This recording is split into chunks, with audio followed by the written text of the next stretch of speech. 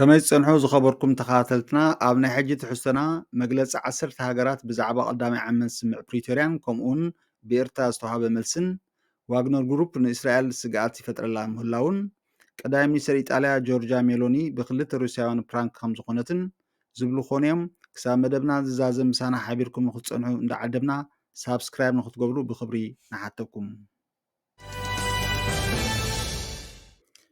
ኣሜሪካ ንወታደራዊ ትካል ሩስያ ዝኾነ ቫግነር ግሩፕ ንሊባኖሳዊ ምልሻ ጉጅለ ሂዝቢላ ስርዓተ ምክልኻል ኣየር ንምሃብ ይሓስብ ክኸውን ከም ዝኽእል ዝሕብር ስለዮ ሓበሬታ ከም ዘለዋ ደ ዎል ስትሪት ጆርናል ትማል ሓሙስ ፀብፂባ። እቲ ኣብ ግምት ዝኣቱ ዘሎ ስርዓተ ምክልኻል ኣየር ንነፈርቲ ንምዕጋዝ ዝሕግዝ ፀረ ነፈርቲ ሚሳይላትን ናይ ምክልኻል ኣየር ኣፅዋር ዝተዓጥቀ ኤስኤ 22 ምዃኑ እታ ጋዜጣ ሓቢራ።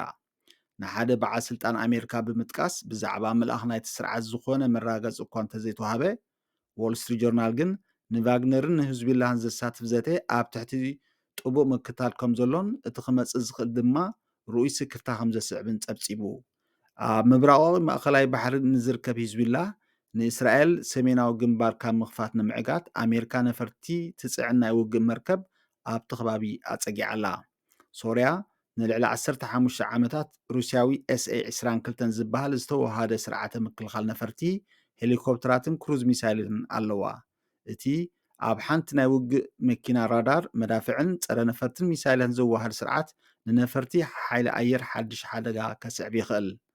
ዎል ስትሪት ጆርናል ኣባላት ጉጅለ ቫግነርን ኣባላት ጉጅለ ሂዝቢላን ኣብዚ እዋን እዚ ኣብ ሶርያ ከም ዘለዉ ገሊፁ። እቲ ስላያዊ ፀብፃብ ምስቲ ካብ ሓላፊ ስታፍ ሰራዊት ምክልኻል እስራኤል ሄርዚ ሃሊቪ ንሓላፊ ሂዝቢላ ሓሰን ነስሩላህ ዝሃቦ መጠንቀቕታ ዝተጋጠመ እዩ። እሱ ከይትጋገ ስርሒታትና ኣብ ቃዛ ትሕቲ ፍርቂ ዓቕሚ ሓይሊ ኣየር ይጥቀም ኣሎ፣ ዝበዘ ሓይልና ድሉው ኮይኑ ደው ኢሉ ኣሎ፣ ቦምባታትና ተፃዒኑን ኣባላትና ኣብ ሓፂር ግዜ ናብ ሰማይ ክወፁ ዝተዳለውን ወትሩ ክሃድሙ ፈቃደኛታት እዮም ኢልዎ።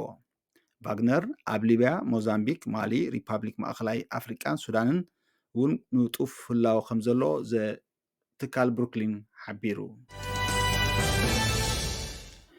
ብምኽንያት ቀዳማይ ዓመት ዝኽሪ ምፍራም ስምዕ ምቁራፅ ተፃዋቦታት ሕዳር 2022 ኣብ ፕሪቶርያ ኤምባሲታት ኣውስትራልያ፣ ካናዳ፣ ዴንማርክ፣ ፊንላንድ፣ ጃፓን፣ ሆላንድ፣ ኒውዚላንድ፣ ኖርዌይ፣ ሽወደን ዓባይ ብሪጣንያን ናይ ሓባር መግለፂ ካብ ኣዲስ ኣበባ ኣውፅአን። ትርጉም ናይቲ መግለፂ ከም ዝስዕብ እዩ። ካብ ሽዑ ጀሚሩ ኩሎም ውድባት ኣብ ምድላይ ሰላም ዘመዝገቦ ምዕባለ ንንእድ ስምዕ ፕሪቶርያ ነቶም ጠበንጃታት ስቕ ኣቢሎም ንቡር ኩነታት ናብቲ ዞባ ንክምለስ ድማ መሰረት ኣንቢሩ እቲ ዝኽሪ ነቲ ዝረኸብናዮ መኽሰብ ንምፅምባል ብዛዕባ ብድሆታት ንምስትንታንን ሰላም ንምብፃሕ ዝግበር ዕፅፊ ፃዕርን ዕድል ዝፈጥር እዩ። ሰላም ንኩሎም ዜጋታት ንምሕላው ንምቕፃልን ንምርጋፅን ዝያዳ ክሰርሕ ከም ዘሎ ንፈልጥ ኢና።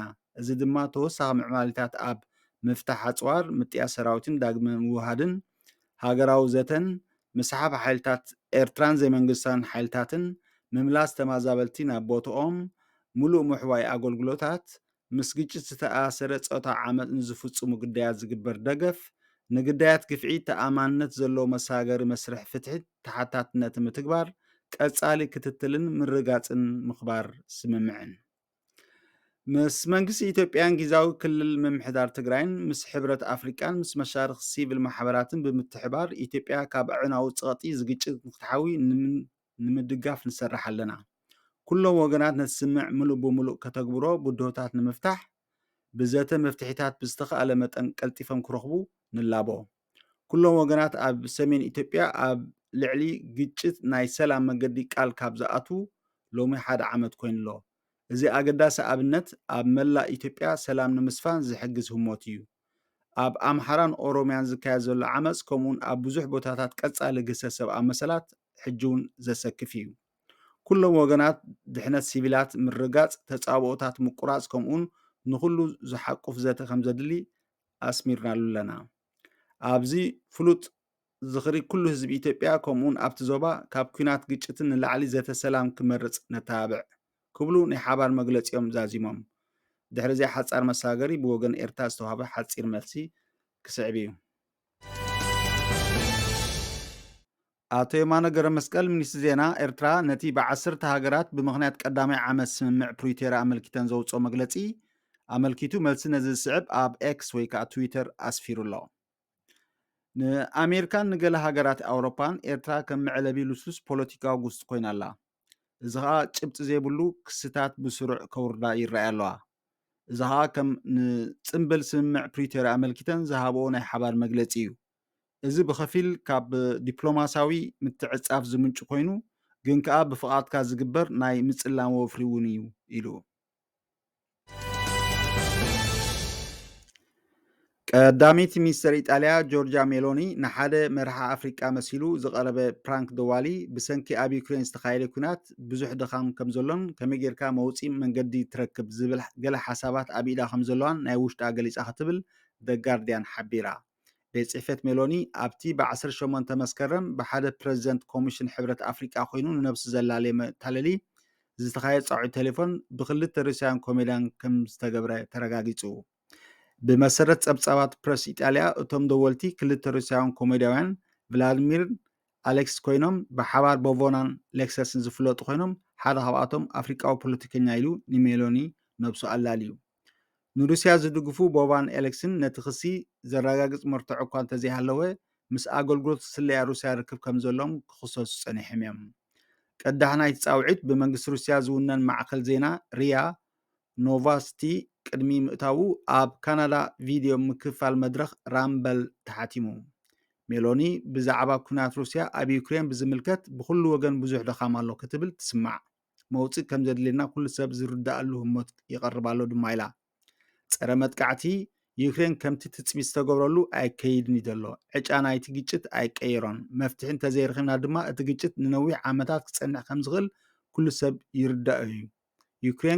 ዩክሬናውያን ክገብሮ ዘለዎም ይገብሩ ኣለዉ። ንሕና ድማ ክንሕግዞም ንፅዕር ኣለና። እቲ ፀገም ሃገራዊ ሕጊ ከይዕነወ ንክልቲኡ ወገን ቅቡል ዝኾነ መውፅኢ ምርካብ እዩ ድማ ትብል።